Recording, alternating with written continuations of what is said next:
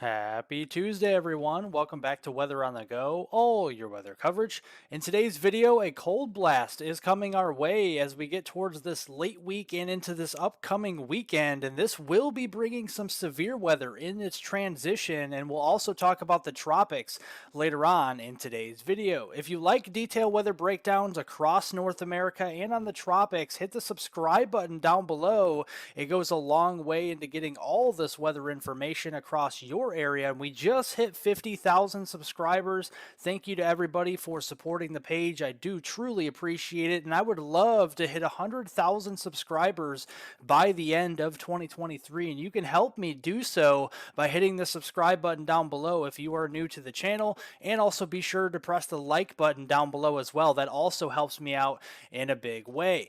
So looking here early this week, we have temperatures across the eastern two-thirds of the country that are very warm. You step outside this afternoon, we're going to be seeing lots of areas into the 70s, lots of areas into the 80s, and even the 90s out here across the eastern two-thirds this afternoon, whereas across the western third of the country, from the Rockies across the west coast, it's a lot cooler than average here, with lots of 40s and 50s in those higher elevations and even those 60s in those lower elevations with the cooler weather out west. But a complete change in the weather pattern is imminent as they move into late this week and upcoming weekend. We're going to start to see the warmer temperatures across the west and the cooler temperatures across the east here as we go into later this week, especially by Friday and then as we enter into the weekend.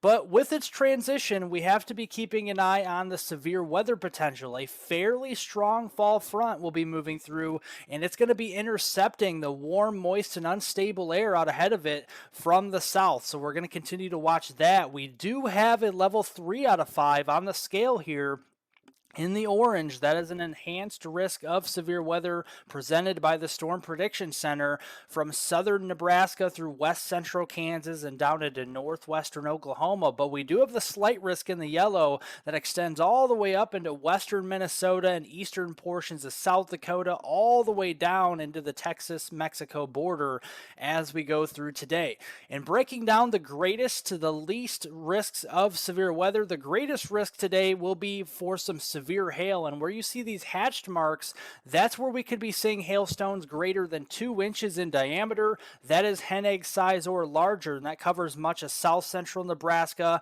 west central Kansas, down into western Oklahoma and the eastern Texas panhandle through today. And also the next greatest potential for severe weather would come in the form of tornadoes. We could have a few tornadoes spawn later on today into tonight across especially the brown shaded color here from Nebraska down into Kansas here in northwestern Oklahoma. We'll keep monitoring that. And then the least threat of severe weather today will actually be damaging winds that could be 60 to perhaps 70 miles per hour, especially in this yellow shaded color.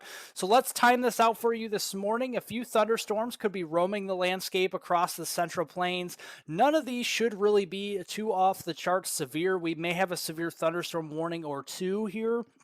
That'll mainly be for some quarter-size hail and some 60-mile-per-hour wind gusts. As you guys well know, in the morning hours, we don't have a lot of energy out there for those thunderstorms to tap into. But as we move later on through the day, through late afternoon, and entering into the dinner time frame, we're going to start to see more thunderstorms percolating across the upper Midwestern regions and then getting down into the central and southern plains. And these storms into Nebraska, into Kansas, and northwestern Oklahoma could be rather feisty with supercells, tornadoes, very large hail of 2 inches or greater in diameter, and those 60 to 70 mile per hour wind gusts. And then as we go into tonight, this is after dinner, we're talking about late evening into the overnight hours.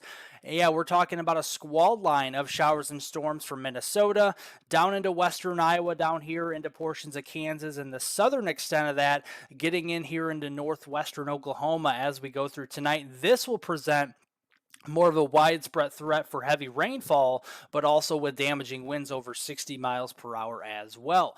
Then, as we fast forward into your Wednesday tomorrow on October 4th, the cold front is going to continue to progress further off to the east. So, areas from the Great Lakes region down through the mid Missouri Valley and the southern plains will be seeing chances for showers and storms. We do have another risk of severe weather on Wednesday, October 4th, tomorrow, with a slight risk down here into southwestern Oklahoma and northwest Texas.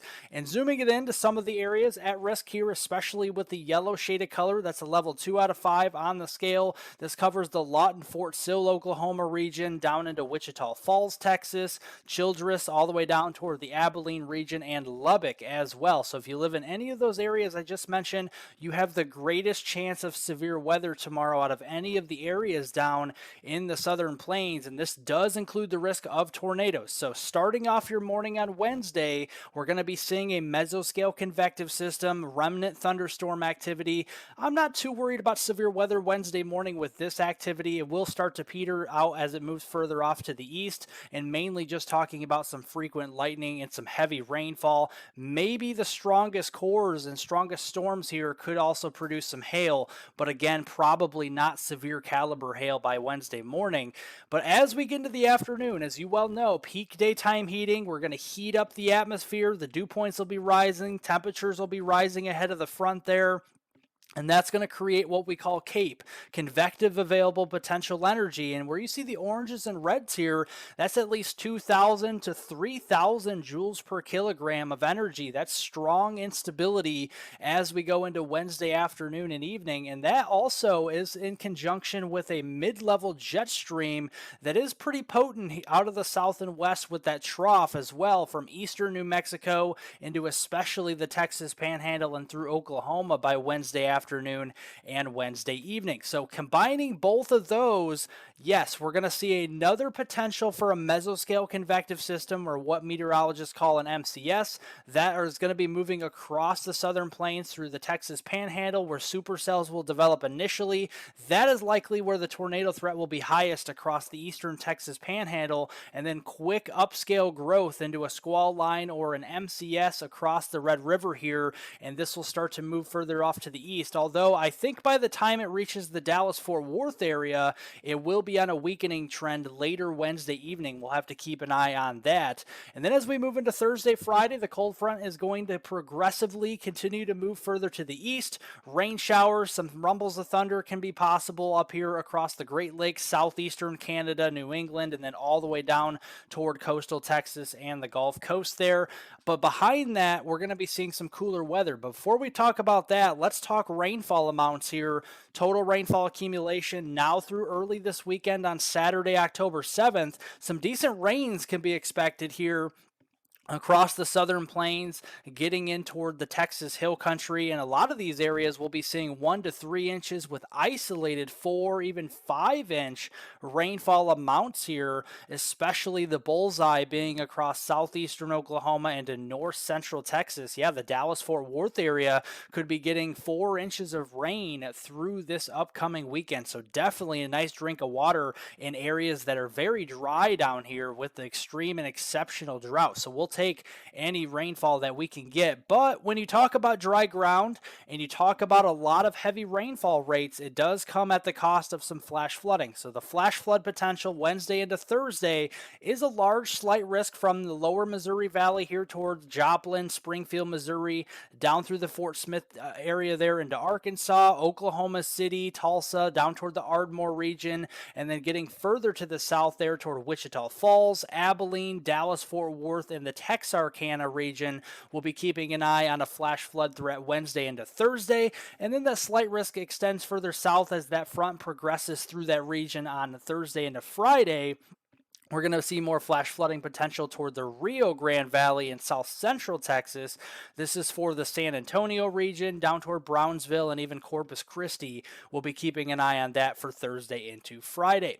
But like I said, a cool down is imminent. A nice cool blast from Canada will be moving down here, but today you're going to see warmer temperatures. So the cold front has yet to push through the eastern two-thirds of the country. Temperatures will be anomalously warm yet again today into the 80s and 90s. But look at the cool air. It's across the Pacific Northwest. It's into southwestern Canada there from British Columbia, Alberta over to Saskatchewan. It's very cool up there in Manitoba this afternoon. Temperatures up there are into the 40s and 50s for high temperatures.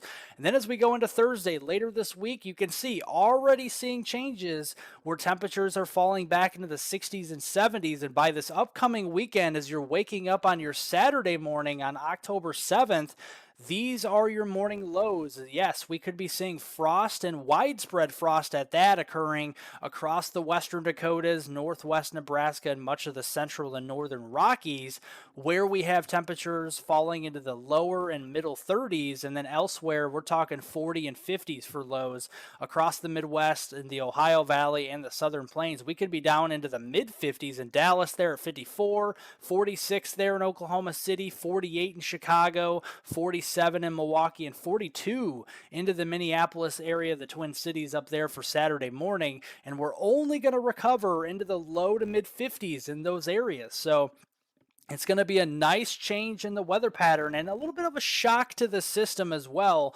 with those temperatures cooling off in just a few days across that region. But if you're not a fan of the cool weather and the real cool weather at first, we are going to see a little reprieve into the middle of October, especially October 10th through the 16th. We are going to start to see more above average temperatures favored, especially up here and across the north central states. And again, this is not going to be extreme heat. We're not talking 100-degree highs or anything like that. It is October after all, but we will be seeing highs more likely into the 60s and 70s, even up into the upper Midwest and northern plains toward the middle of October, and that will be anomalously warm. And here's just a preview of one of those days. This is October 10th. Starting that period, you can see the cool air in that trough is starting to move across eastern Canada into New England. Temperatures there will be held down into the 50s, but further west where that ridge starts to take over again, we're anomalously warm. October 10th, folks, and we're back into the 60s and 70s, even some 80s down here and towards Texas Hill Country then as we go through the October 10th time frame. But even with that, it's still a lot cooler than we have had it for the past several weeks and months out here. So definitely seeing a change there. And looking at the precipitation outlook, it looks fairly active across the Pacific Northwest, a lot drier from the portions of the Great Lakes, the Ohio Valley, the Mid-Atlantic, back toward the Great Plains, pretty dry there. We are seeing a little bump up in precipitation chances for coastal Texas, the Rio Grande Valley, near the Gulf Coast, and Florida during that October 10th through the 16th time frame as well. And you can see a lot of the middle of the country will be very dry. October 10th through the 16th, we are seeing the exit of that trough that could be bringing us some heavier rains across eastern Ontario, much of the province there of Quebec, and then getting into portions of Maine as we go in toward that time frame. Heavier rains in South Florida, maybe some snowfall there into portions of the Rockies, and then some heavier rains from Seattle down toward Portland and northwestern California during the middle of the month of October. And like I mentioned, the snowfall will be there. The central Rockies, as you go up in elevation, we could be seeing several inches of accumulation depending on how much moisture these systems bring in across the west as we get in towards that second and third week there of October. And then flipping it over to the tropics, we are keeping an eye on Tropical Storm Philippe that is across the northern Leeward Islands here. You can see very robust convection this morning blowing up around the system center there of low pressure, and you can see the intensity is going to remain at a mid-grade to strong tropical storm as we go through the next several days with its life cycle. So through today, you can see the system's down to a 1005 millibar low just north and east of Puerto Rico and north and west of the Leeward Islands, with the center of that low pressure. As it moves out over the open waters, the waters are very warm here into the Atlantic Ocean, so we're back down to a 995 millibar low by Thursday. A stronger tropical storm still just to the east there of Bermuda.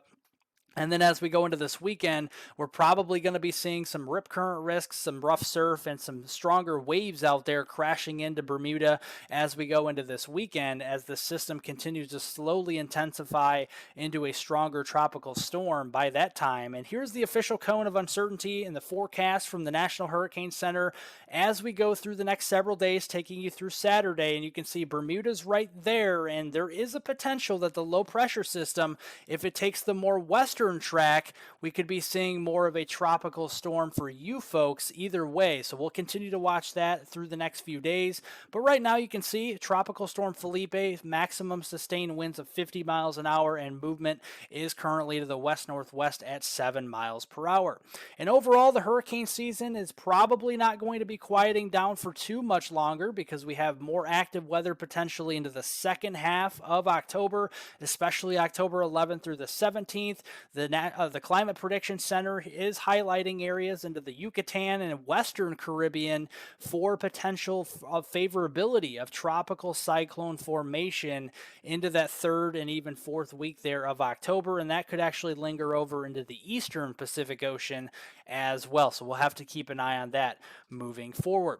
Well, if you haven't seen my winter forecast for 2023 and 24, that video link is down below in the description of this video. Make sure to go watch it. Lots of great information and what all you need to know about this upcoming winter on that video. If you have not seen it, make sure to give it a like and comment any questions and concerns down below in that video. I will be sure to answer them. Otherwise, thank you so much, folks, for watching today's video. Much appreciated. Thank you for everybody supporting the page, getting me past 50,000 subscribers. It does mean a lot. Again, you can help me subscribe by doing so. Again, to get me to that 100,000 subscriber mark by the end of the year, subscribe to the channel if you are new. Share this video with friends, family, and on social media, whether it's on Twitter, Instagram, Facebook, etc. It goes a long way in helping out. And also give this video a like down below if you liked it, and I hope everybody has a great rest of their Tuesday out there.